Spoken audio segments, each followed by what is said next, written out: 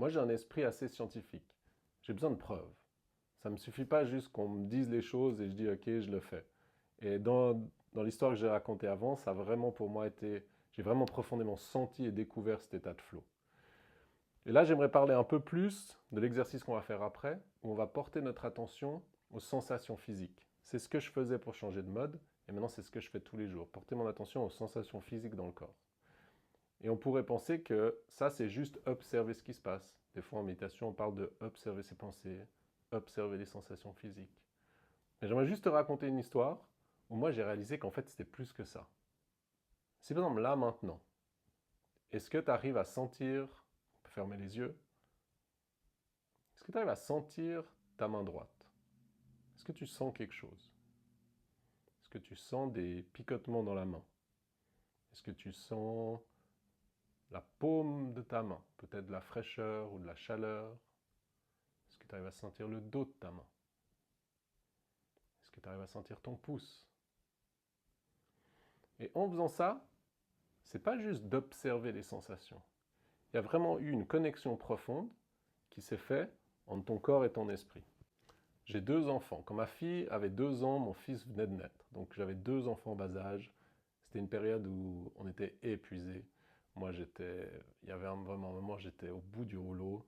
Et ma fille, l'aînée, avait de la peine à s'endormir le soir. Et la technique qu'on avait trouvée pour l'endormir, c'était la mettre dans la poussette et de faire des petits allers-retours comme ça jusqu'à ce qu'elle s'endorme.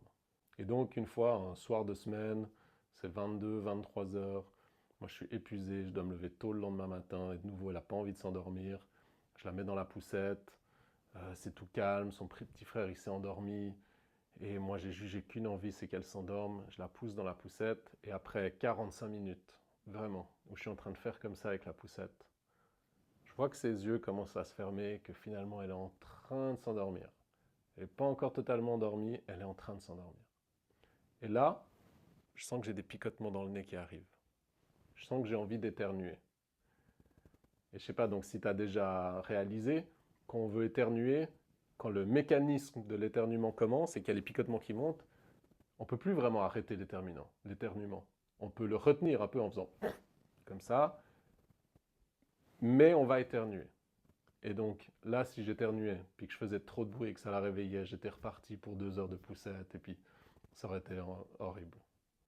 Et de nouveau, là, ça faisait bien, je pense, 10 ans que je pratiquais la méditation, ça faisait longtemps.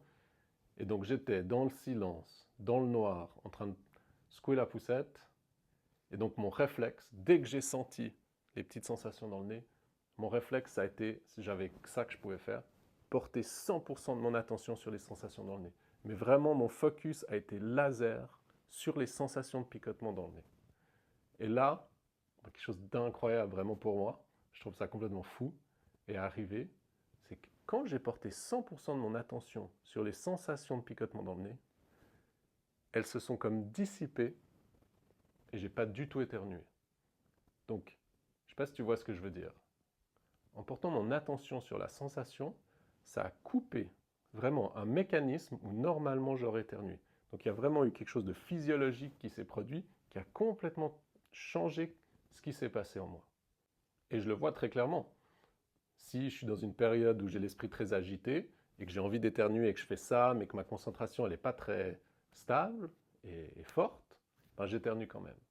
Si par contre je suis dans un moment où mon esprit est assez calme ou en retraite de méditation, ben ça je l'ai déjà fait plein de fois. J'ai la sensation d'éternuement qui arrive, je porte mon attention dessus mais vraiment de manière laser, 100%, et j'éternue pas. Vraiment il y a une différence profonde entre porter notre attention 100% aux sensations du corps de manière concentrée, entraînée, posée, stable, et il y a quelque chose qui se passe. Si là tu portes ton attention sur les sensations dans ta main, il y a vraiment une connexion profonde. Même chose, le visage, la tête, les épaules, le cœur, la respiration, les bras, les jambes, etc. Et donc c'est ça qu'on va faire dans la prochaine vidéo. Je me réjouis de te retrouver et bonne pratique.